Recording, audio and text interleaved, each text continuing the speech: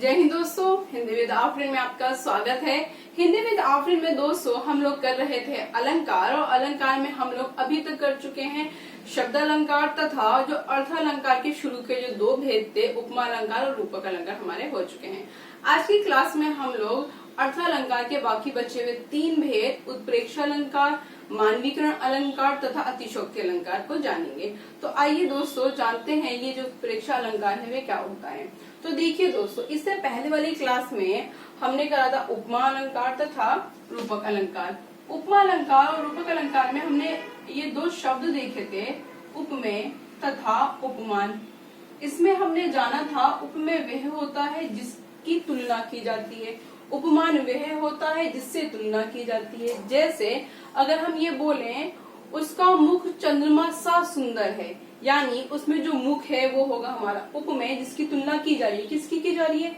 मुख की। तो जो मुख है वो हमारा उपमेय है, और जिससे की जा रही है यानी चांद से की जा रही है, तो चांद जो है हमारा उपमान है। तो यहाँ पर हमने उपमा अलंकार में तुलना देखी थी। रूपक अलंकार में हमने उपमेय में उपमान का आरोपण देखा था, यानी जो उपमेय और उपमान के बीच जो भेद था, अंतर था, वो समाप्त हो जाता है, वो रूपक अलंकार में आता है। जैसे कि मैया मैं तो चंद खिलौना ले हूँ, उसमें जो चंद खिलौना, चांद जैसा खिलौना नहीं, चंद खिलौना यानी चांद को ही खिलौना उन्होंने बना दिया था, तो वो आता था हमारा रूपक अलंकार में। अब आइए देखते हैं जो उत्प्रेक्ष अलंकार है वे क्या होता है। अब देखिए, ना तो यहाँ पर उत्प्रेक्ष अलंकार में ये बताया जाता है कि एक वस्तु दूसरी वस्तु जैसी है या तुलना की जाती है, ना ही ये बोला जाता है कि वो वस्तु वही है, यानी उसके बीच का जो अंतर है वो खत्म, ये भी नहीं बोला जाता। तो उत्प्रेक्ष अलंकार में क्या होता है? उत्प्रेक्ष अलंकार में दोस्तों उपमेय और उपमान के बीच में संभावना दिखाई जाती है। उपमेय में उपमान की संभावना दिखाई जाती है कि मानो वह वैसा लग रहा है, मानो यह ऐसा है, तो वो उसके जैसा उस सा या बिल्कुल वही है नहीं बता के उसमें एक संभावना प्रतीत की जाती है या दिखाई जाती है, उसको हम बोलते हैं उत्प्रेक्ष अलंकार। देखिए, इसको एक उदाहरण के माध्यम से समझते हैं। अब देखिए, यहाँ पर एक उदाहरण दे रखा है हमें, मुख मानो चंद्रमा है। अब यहाँ पर हम जानते हैं कि जो मुख है वो क्या है? हमारा उपमेय है। चंद्रमा क्या है? हमारा उपमान है। अब यहाँ पर मुख मानो चंद्रमा है, मतलब ये नहीं बोला जा रहा कि मुख चंद्रमा सा है, ये नहीं बोल के, ना ही ये बोला जा रहा है कि मुख चंद्रमा है, वो बोल रहा है कि मुख मानो चंद्रमा है। ऐसा लग रहा है कि वो जो मुख है वो चंद्रमा है, यानी संभावना लग रही है हमें कि वो जो मुख है वो चंद्रमा है, बल्कि उसमें उसकी संभावना वो देख रहा है कि मुख मानो चंद्रमा है। इस तरह से दूसरा उदाहरण देखिए इसका, नेत्र मानो कमल है। अब हम जानते हैं ये जो नेत्र है ये हमारा उपमेय है, और जो कमल है ये हमारा उपमान है।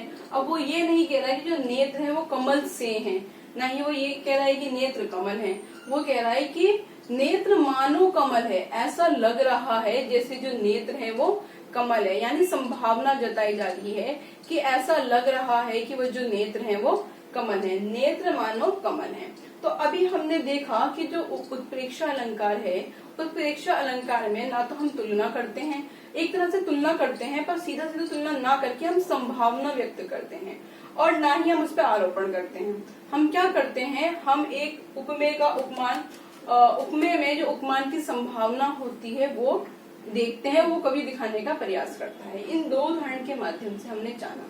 अब देखिए, जिस तरह से हमने देखा था कि उपमा को करते समय सा, सम, से, समान जैसे शब्द आते हैं, तो संभावना अधिक होती है कि वो उपमा अलंकार होगा। पर यदि होगा इसी तरह से कुछ ऐसे शब्द हैं जो हमें उत्प्रेक्ष अलंकार में भी दिखाई देते हैं, जिनको देखकर हम ये जान सकते हैं कि जो अलंकार है ये उत्प्रेक्ष अलंकार है कि नहीं।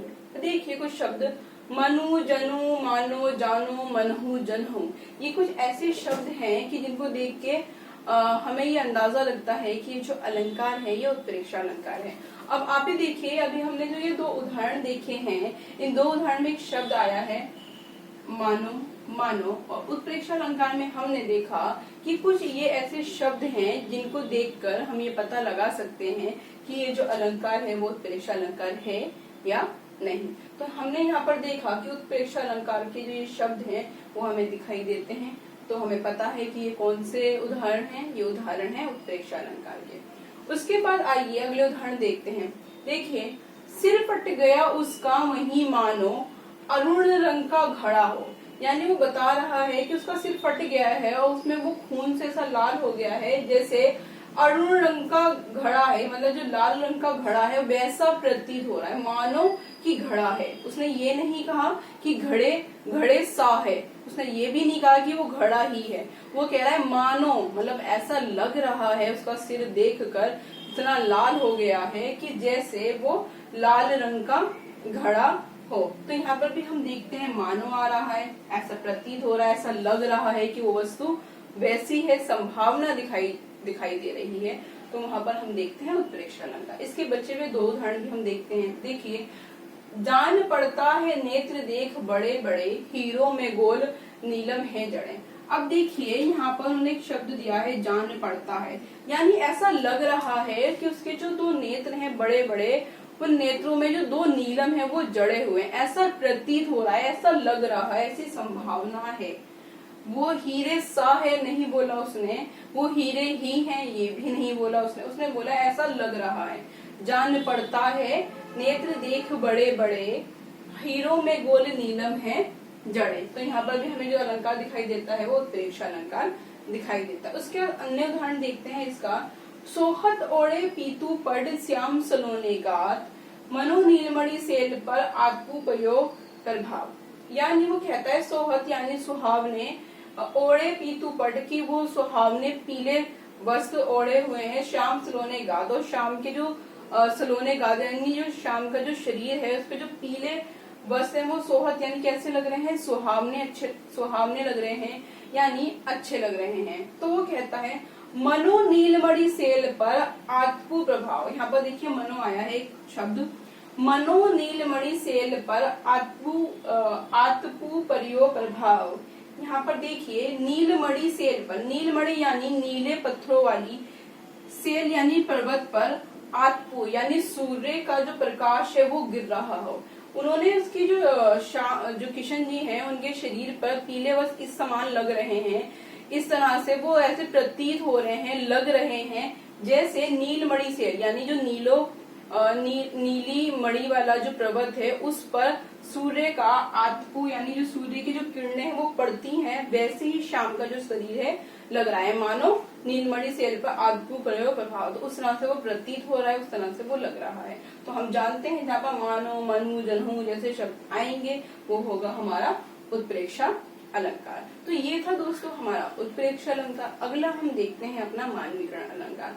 तो मानवीकरण अलंकार को देखते हैं, हम जानते हैं कि कई बार हम ऐसी कविताएं पढ़ते हैं, ऐसी पंक्तियां पढ़ते हैं जिसमें हमें ऐसा लगता है कि निर्जीव वस्तुओं को सजीव दिखाया गया है, यानी फूलों को बोलते दिखाया गया है, हवा को गाते दिखाया गया है, पेड़ों को झूमते दिखाया गया है। इस तरह के हम कई देखते आपस में ही निर्जीव वस्तु को बात करते हुए दिखाया जाता है। तो ऐसी सारी चीजें हम देखते हैं तो वो सारी हमारी आती है मानवीकरण अलंकार में।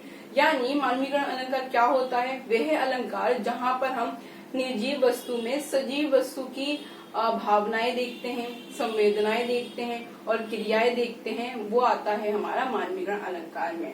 जहाँ पर भी जड़ पदार्थ हो या निर्जीव वस्तुएं हैं उसमें हम सजीव वस्तु वाली क्रियाएं देखते हैं, सजीव वस्तु वाली संवेदनाएं देखते हैं, भावनाएं देखते हैं, उनको दोस्तों हम बोलते हैं मानवीकरण अलंकार। तो देखिए इसको उदाहरण के माध्यम से समझते हैं। मेघमय आसमान से उतर रही संध्या सुंदरी परी सी धीरे धीरे। अब यहाँ पर देखिए मेघमय मतलब आसमान से, बादलों वाले आसमान से जो संध्या है वो उतर रही है, कैसी, सुंदरी परी सी। तो यहाँ पर क्या, उस संध्या को एक मानव की तरह बताया गया है कि किस तरह वो सुंदरी परी सी धीरे धीरे नीचे उतर रही है। तो यहाँ पर हम जानते हैं कि जहाँ पर भी हमें मानव की क्रियाएं, भावनाएं, संवेदनाएं दिखाई दे वो होता है हमारा मानवीकरण अलंकार। तो ये है हमारा मानवीकरण अलंकार। उसके बाद अगला उदाहरण देखिए, मेघ आए बन ठनकर समरकर। अब हम जानते हैं कि जो बनना समझने का जो कार्य होता है वो मनुष्य करता है, पर यहाँ पर जो कवि है उसने ये कार्य किसके लिए दिखाया है, मेघ के लिए दिखाया है। तो ये कौन सा अलंकार हुआ, मानवीकरण अलंकार। उसके बाद अगला देखिए, फूल हंसे कलियां मुस्काई। अब देखिए फूल हंस रहे हैं और कलियां मुस्कुरा रही हैं। तो ये कौन सी क्रिया है? मानवीय क्रिया है। तो यहाँ पर हमने फूलों में और कलियों में कौन सी क्रिया देखी है? मानवीकरण। तो यहाँ पर आएगा हमारा मानवीकरण अलंकार। क्योंकि जो फूल और जो कलियां हैं वो बोल नहीं सकते, हंस नहीं सकते, पर जो कवि है उसने उसको ऐसा देखा है, उसको इस तरह से लिखा है कि जो फूल हैं वो हंस रहे हैं, कलियां मुस्कुरा रही हैं, तो एक तरह से उसको मानव के रूप में उसने देखा है। तो इसलिए वहां पर आया है हमारा मानवीकरण अलंकार। उसके बाद हम आते हैं अपने अगले पे, सागर के ऊपर नाच करती हैं लहरें मधुर गाना। अब देखिए जो सागर है उसके ऊपर जो लहरें हैं वो इस तरह से एक के ऊपर एक आ रही हैं कि जो कवि है वो ये कह रहा है कि सागर के ऊपर जो लहरें हैं वो नाच कर रहे हैं, यानी नृत्य कर रही हैं और गाना गा रही है। तो ये कौन सा हम जानते हैं, ये जो नृत्य करने का कार्य और गाना गाने का जो कार्य होता है मनुष्य करता है। तो इसलिए यहाँ पर हमें कौन सा अलंकार दिखाई देता है? मानवीकरण अलंकार दिखाई देता है। उसके बाद आते हैं दोस्तों हम अपना अतिशोक्ति अलंकार पे। अब देखिए ये जो अतिशोक्ति अलंकार क्या होता है, कई बार हम ऐसी पंक्तियां देखते हैं, ऐसी कविताएं देखते हैं कि जहाँ पर जो कवि है चीजों को इतना बढ़ा चढ़ाकर बताता है कि हमें लगता ही नहीं कि ऐसी चीजें हो सकती हैं, या हमें उसकी जो बातें हैं वो झूठ प्रतीत होती हैं या सीमा से बाहर की हमें वो चीजें दिखाई देती हैं। वहां पर आता है हमारा अतिशोक्ति अलंकार, जहाँ पर हम ये मानते हैं कि ये हो ही नहीं सकता, पर कवि ऐसी चीजें अपनी कविता में दिखा देता है, उसको बोलते हैं हम दोस्तों अतिशोक्ति अलंकार। अब देखिए अतिशोक्ति अलंकार को हम समझते हैं कुछ उदाहरण के माध्यम से। अभी हम यहाँ से शुरू करते हैं, फिर इसको देखेंगे।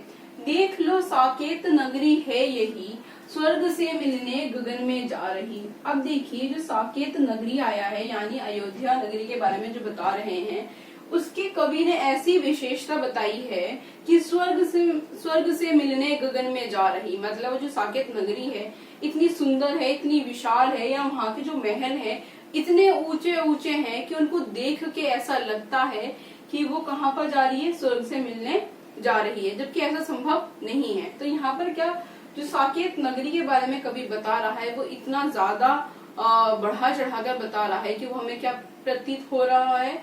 झूठ प्रतीत हो रहा है, या अत्यधिक उसकी वो विशेषता दिखाई दे रही है कि हम मान नहीं सकते कि ऐसा हो सकता है। तो ये हमारा हुआ अतिशोक्ति अलंकार। उसके बाद आते हैं दोस्तों हम अपने अन्य उदाहरण पे। देखिए हनुमान की पूंछ में लगन न पाई आग, लंका शीघ्र जल गई गए निशाचर भाग। जब हनुमान लंका जाते हैं सीता को देखने, तो जब उनकी पूंछ में आग लगा दी जाती है तो वो बताते हैं कि वो इतनी तेज, मतलब उनमें इतनी फुर्ती है या वो इतनी तेज लंका को जलाने का कार्य करते हैं कि उनकी जो पूंछ है उसमें आग लग भी नहीं पाई है और जो पूरी लंका है वो जल गई है और जो निशाचर है वो भाग गई। अब आप बताइए बिना पूंछ में आग लगे लंका कैसे जल सकती है? तो यहाँ पर जो ये जो कवि ने बोला है ये एक तरह से झूठ प्रतीत हो रहा है, या ऐसा हो सकता है वो हमें लग नहीं रहा, और ये बहुत बढ़ा चढ़ाकर की गई बात है।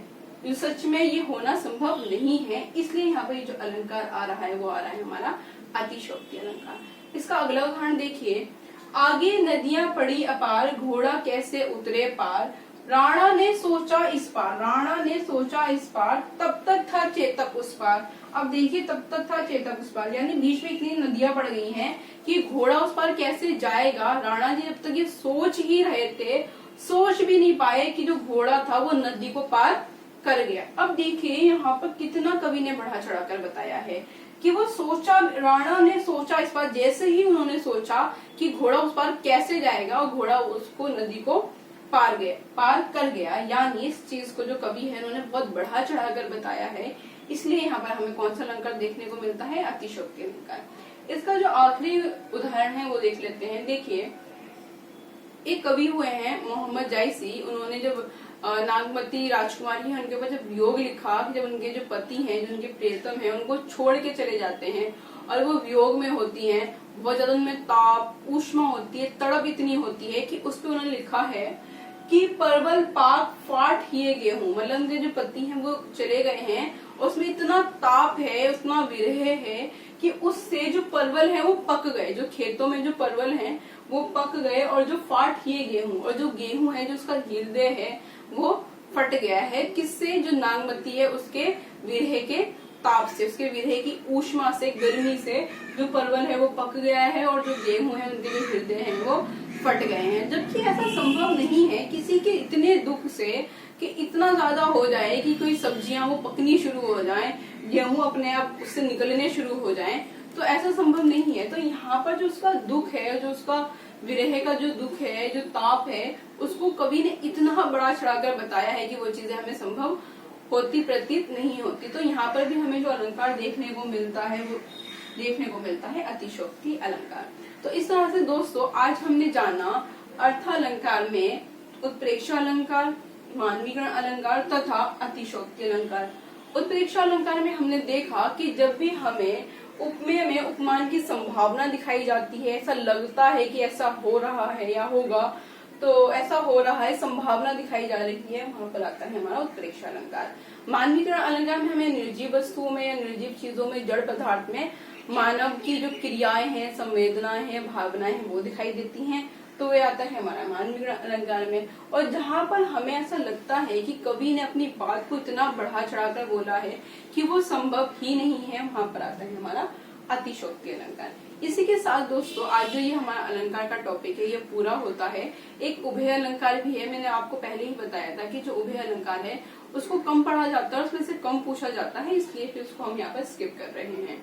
और ये जो अलंकार है, वैसे अगर हम अर्थ अलंकार को देखें तो संख्या में ये इतने हैं, कहीं कहीं बोला जाता है 25 है, कहीं पर इनकी संख्या 125 से भी ज्यादा बताई जाती है। तो अगर हम इनको देखें तो ये संख्या में बहुत ज्यादा है, पर ये जो 5 अलंकार हैं इनको ही महत्वपूर्ण रूप में पढ़ा जाता है, तो इसलिए हमने इतने अलंकार करे। यदि आपको कोई और अलंकार करना है या समझना है तो आप वो मुझे कमेंट बॉक्स में लिखकर बता सकते हैं। तो आज की क्लास में दोस्तों इतना ही। अगली क्लास में हम लेके आते हैं एक नया टॉपिक और एक नए विषय के साथ आते हैं। बहुत बहुत शुक्रिया।